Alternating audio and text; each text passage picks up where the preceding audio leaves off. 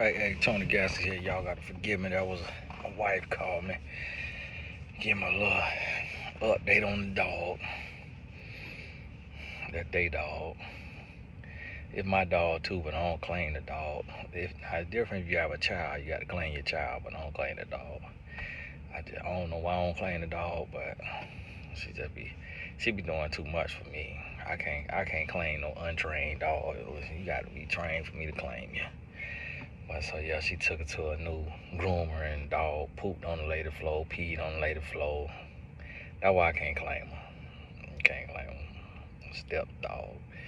So listen to me. And no offense. I know some of y'all animal lovers. Back to what I was talking about, how does she get married? I'm gonna just turn into a little series and just talk about this because and for those of y'all who I already know, I ain't even posted the other videos, I ain't even seen no comments, but I already know it's finna be bitter baddies in the comments. This sound like a lot. Why we got to do all this for a man? I'm not finna be doing all this for no man. Listen, if the video is not for you, shut up and stay out the comments. I'm gonna tell you just like that right there. I ain't got the time for it. Because if it was not needed, my books would not be full with me talking to women about how to get a man if it was not needed. Now you might not need it, but that don't mean somebody else don't need it and want to know about how to do this. So y'all please let this be for the people who it need to be for. If it's not for you, then go to another channel. If it's not for you, that's what you need to understand. Okay, so now back to what I was saying. When it comes down to these women who get married, for one, you got to understand that men don't want to get married. Now we speaking in general terms. We're not speaking every single man. We speaking the majority. Men don't want to get married because the thought of being with one woman for the rest of your life, when your body feels wired to sleep around.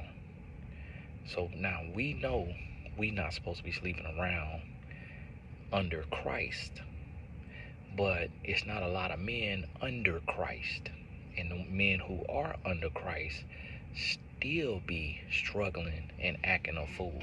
So understand that, holy roller. But what you have to realize is, so a man already doing something that is against his nature, and a lot of men do it for economic positioning. They do it to have a stable family. This mostly what white men and Asian men do. They do it to have a stable family, to have support, and to extend their lineage through their children. And they get a woman to be a helpmeet to take care of the children while they go out and conquer the world financially, making money. Now, black men in America specifically, I don't know about Africa and other parts of the world, but in America, black men come from a lot of trauma and come from a lot of brokenness. So that's why black men, when it comes to marriage, a lot of times are exceptions to the rule, because we the only race that was once slaves in America on a large scale. It could have been a few, Hispanics or whatever sprinkled in there somewhere. But, and so we also the most undervalued and underappreciated.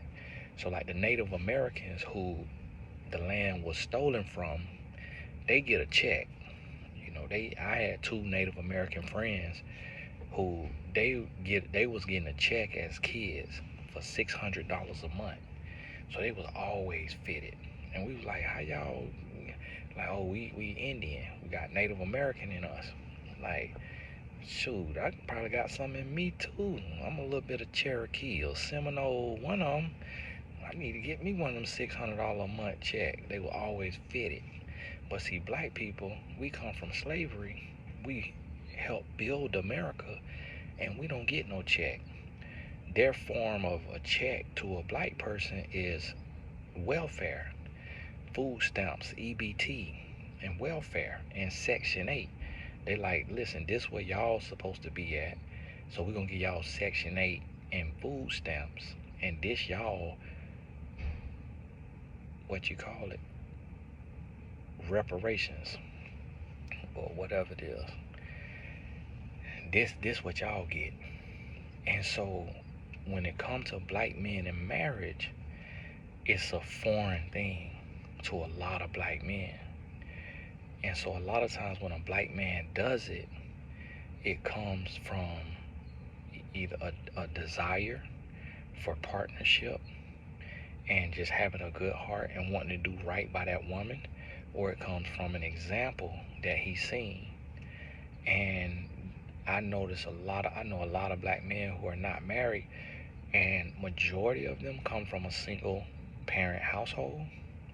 And then the other ones, I feel like, maybe battling with their sexuality.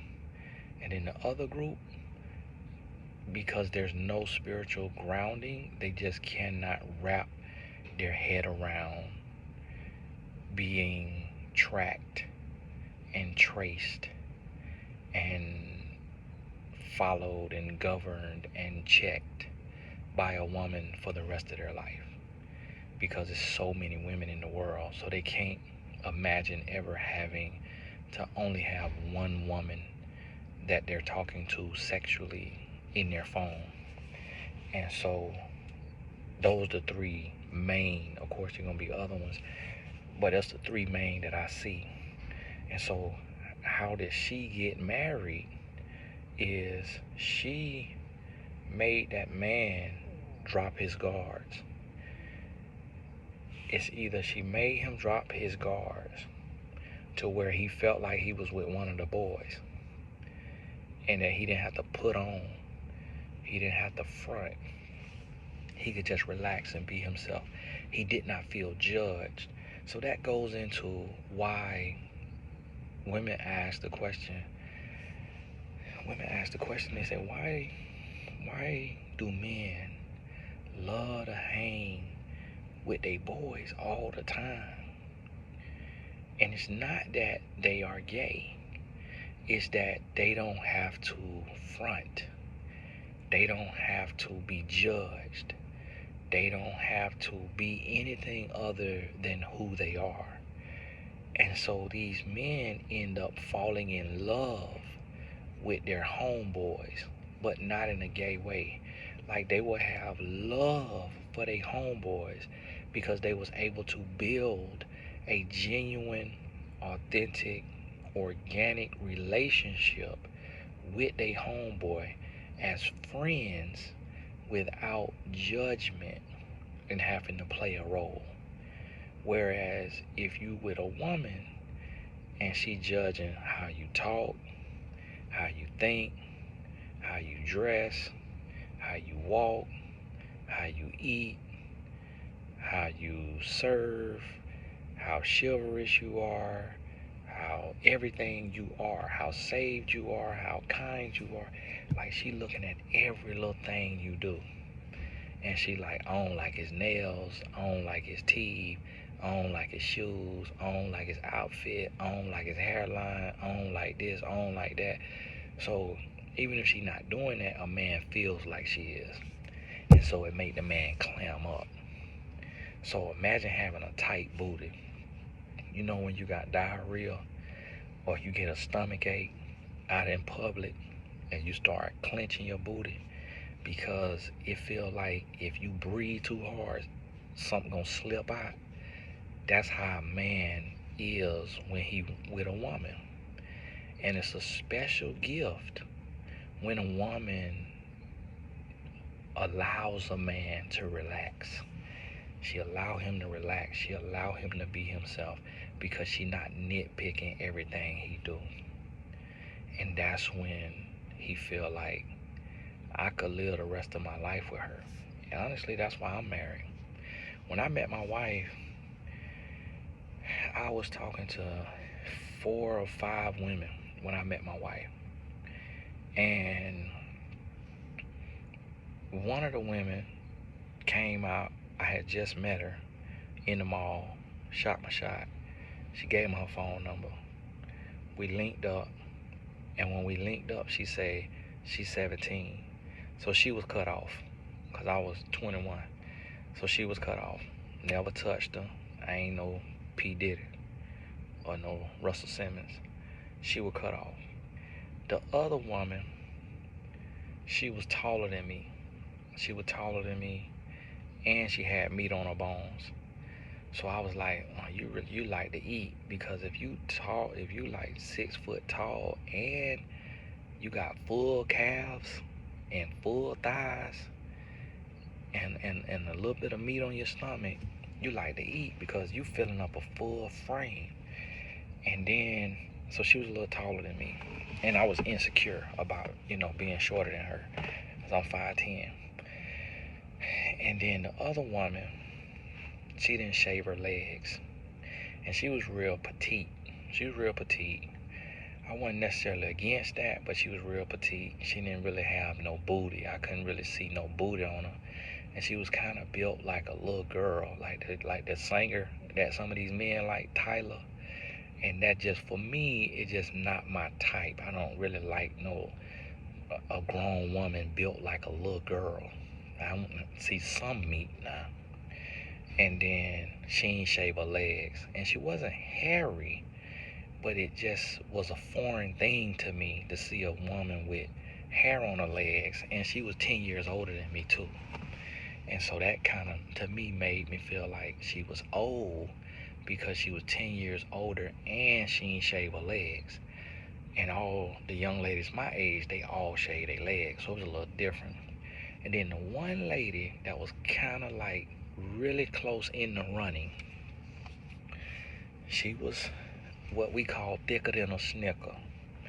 Meaning she ain't really had no stomach on her, but she had full thighs, full booty. She was one Oreo away from being a little too much to handle. And so she could have made the cut. Like, I could have been with her. But the reason why I cut her off when I met my wife is because that young lady, she liked to argue and debate. Because her boyfriend that she was on a break from, or that she had broke up with, he was dumb. He was what you call a dumb jock. He played on the football team, but he was dumb. And I don't mean that in a derogatory way. I mean it in the literal sense. He was a little dumb. And so, being that he was a little dumb, she had to raise him. So when you're in a relationship, if you don't take time to heal, you will take them same habits and traits from your last relationship to your next relationship. So what she did is she brought this, I gotta raise you, to me. And she was talking to me like I was dumb, like I was a child, and I'm smarter than the average bear. But then when I met my wife was just really chill. And like, we just could talk. And the first time we sat down and talked, we talked 6 hours without one debate, without one disagreement or argument, so to speak, or like petty moment. Like, we talked 6 hours. We talked about religion. We talked about politics. We talked about sports. We talked about college. We talked about the apartment complex we lived in. We talked about everything. And although she had just broke up with her boyfriend, she didn't mention him. So she showed no signs of trauma. And that right there was the complete package. I'm like, okay, she pretty to look at. She great to talk to. And I can't see no trauma. And I'm like, and she'll make it at the cookout because she Jamaican. When I first seen her, I thought she was Puerto Rican. And I just approached her because I was a womanizer and I just wanted to sleep with me a woman that looked like her. I thought she was Hispanic. I didn't know she was black Indian. I mean, she was black and Indian. Indian Jamaican, black Jamaican. Her daddy and his side look they from India. Like they ancestors from India. And then her mama and her side is probably was like back in the lineage probably was like Irish or Scottish and black. Because her mama looked like she got a little something in her that's not just African, because black people, everybody come from Africa, but when you start to mix with different countries, your look start to change a little bit, and depending on what region of Africa you're from or whatever. And so her mama is my color, and then her daddy is the typical, pretty much the standard Indian color you see of a Indian from India. They're pretty much all in the same little color range. Sometimes you see variations, super lighter or super darker. I never really seen the lighter. Sometimes I see darker, but that range. And so I'm like, okay, well, you'll get accepted because where I'm from, you really can't bring home a white woman unless you want to hear it from your mama, your sister, and all the women, the black women forever. You can't really bring home a white woman. And then Hispanic, you can kind of bring them home, but from the region I'm from, but in Florida, but it's like, again, you're gonna hear a little bit of stuff about that too. You got to bring home a black woman, and if she light skinned, you might hear about that a little bit, and then but the ideal is to bring home a black woman that's your color or darker. And so, but I was not looking at my wife for a wife. I was looking at her for a one night stand because I wanted a woman. My preference was a woman that was my color or darker. Even though my wife is my mom's color, I wasn't necessarily attracted to lighter skin just because of the stereotypes of them being stuck up, not responding to text messages, thinking they stuff don't stink, just the stereotypes. And as a young man, I was into the stereotypes. I'm paying attention to the stereotypes. And so, but when her personality, one thing my wife had mastered is how to be a chameleon. And those are typically the women who get the opportunity to be married to a decent man. Don't mean the marriage gonna last. Don't mean the man gonna be amazing.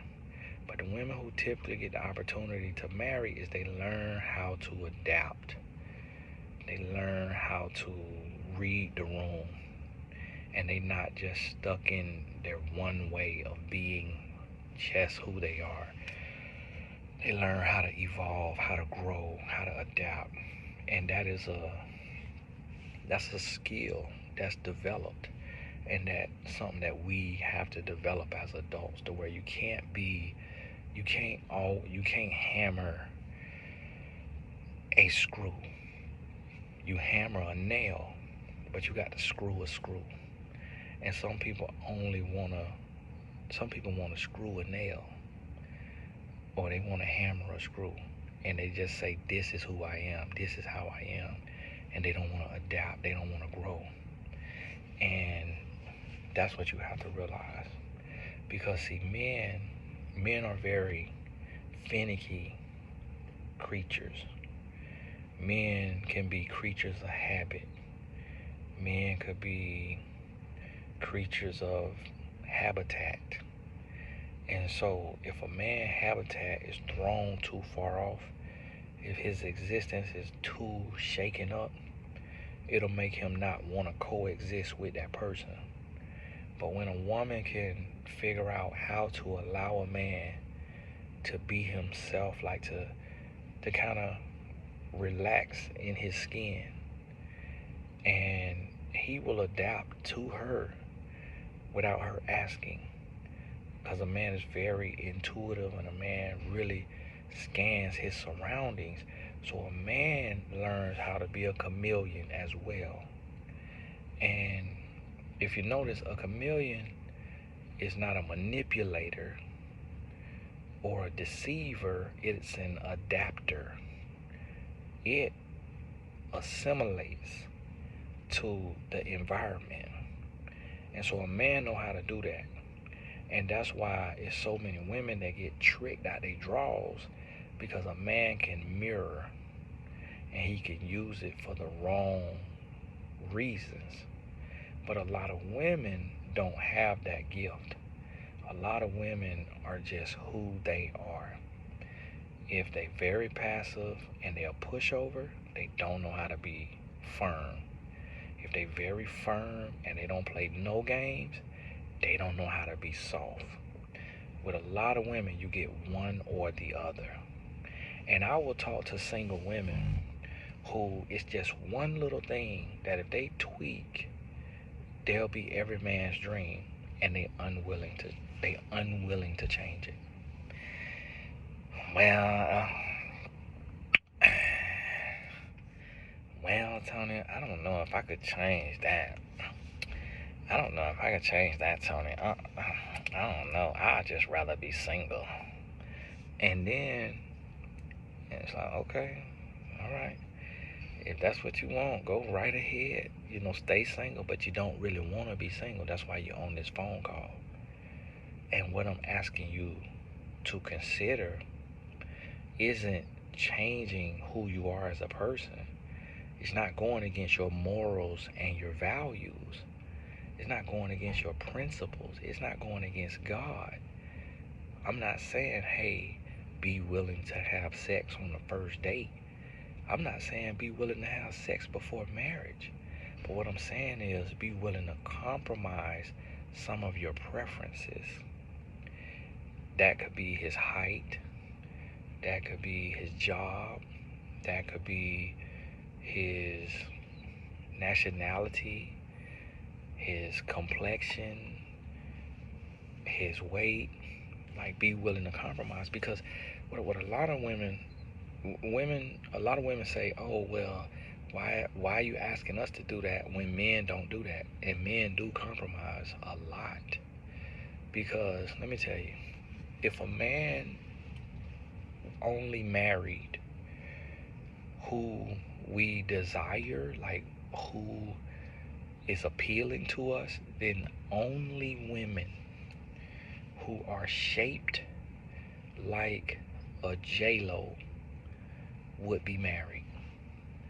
And if you notice, like with a J-Lo, her booty is not that big and it's not that little. And she got a couple of abs, and she like a median height.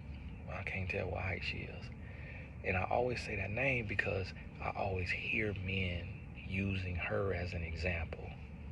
Now, me personally, J-Lo look like a breath stink.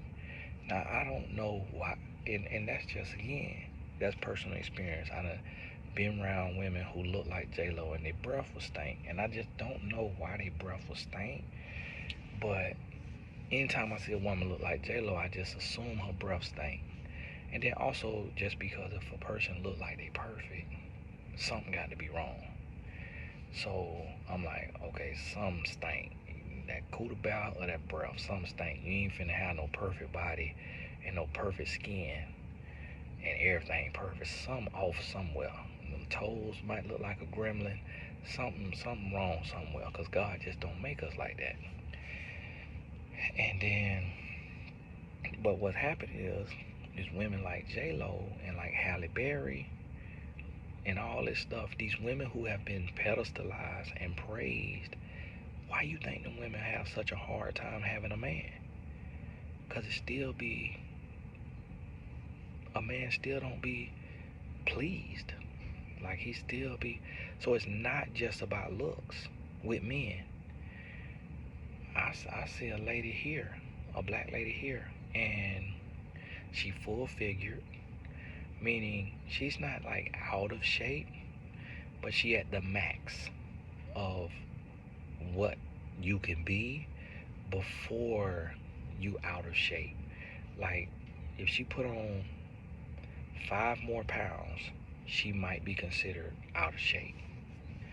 And she got a man. She got a man. They walking around. She a shade or two darker than me.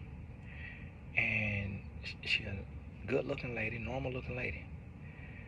Her look is not gonna be praised or anything, because a lot of times we just don't get praised as people of color, male or female. But then her man, he is considered short, because I'm considered short at 5'10". He's shorter than me. He got a stomach. And so it's like, if she was being picky and if he was being picky, they wouldn't be together, because neither one of them fit the narrative or the mold that society tries to feed us as attractive. So really what it comes down to, a lot of people get so caught up in looks, and especially women. So many women are always talking about, oh, men so superficial, men say they don't want this, men say they don't want that, but then that's what they be with. But it's not true. It's not true. It's true on social media. But when you go look at every single man that you know personally that is married, you might see one or two of those men out of your brothers, out of your cousins, out of the men at the church, the men on your job. If you look at all of their wife, you might see one or two.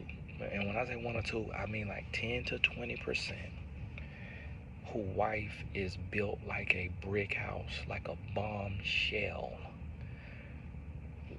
The rest of them, their wife might be super short, or super tall, got meat on her bones, really light or really dark, or maybe some acne, maybe some cellulite, maybe some stretch marks. Like, you're gonna see a normal woman. And so that's what I want you to understand, that it ain't even all about the looks. That people think like, oh, I can't get no man, so I must be ugly. No. It really come down to, truthfully and honestly, it come down to personality. I remember it was a young lady that I dated in college. And when I first seen her, I said, she unattractive. She is not that cute. She not that cute. And then we started talking. She happened to be Caucasian. After me hanging with her, that woman she was so chill. But here's the thing, what I talked about in the first video, she didn't have a backbone. So yes, she slept with me, but she also slept with my teammates. So she was super duper chill, easy to get along with, like one of the boys, but she didn't know how to say no. She was a Caucasian. But before I knew she had slept with my teammates, I had to kind of like fell in love with her, because she was so chill, so easy to get along, so supportive. And my daddy was trying to tell me, God bless his soul, he was trying to tell me that she unattractive. But he didn't want to say, son, your girlfriend is unattractive, or your girlfriend is ugly. He said, this is the way he said, son, you might like her because you up there in West Virginia. You in Buckhannon, West Virginia, son. She from West Virginia. He said, but what about when you bring her home to the mall and you see all these other women? How you gonna feel about her then? And I love her. I love her. I don't care nothing about that. I don't care nothing about that. And that's because I could no longer see her. Like, she literally became attractive to me. She literally became cute to me. Like, she literally became pretty. Like, I could no longer, I totally forgot that I said to myself she was unattractive when I met her. All because of her personality. And that's what I want women to understand, is that you have to work on your personality and adapting and understanding a man, and knowing that he gonna be able to do the same thing with you and for you. And men, we do it every day. That's why we trick women out their drawers. But women got to learn how to do that in a healthy way, just like men got to learn how to do it in a healthy way if you want to have a healthy relationship. Hey, this part two. This might be the last part, unless y'all got a specific question about love and relationships that you ask me. God bless you.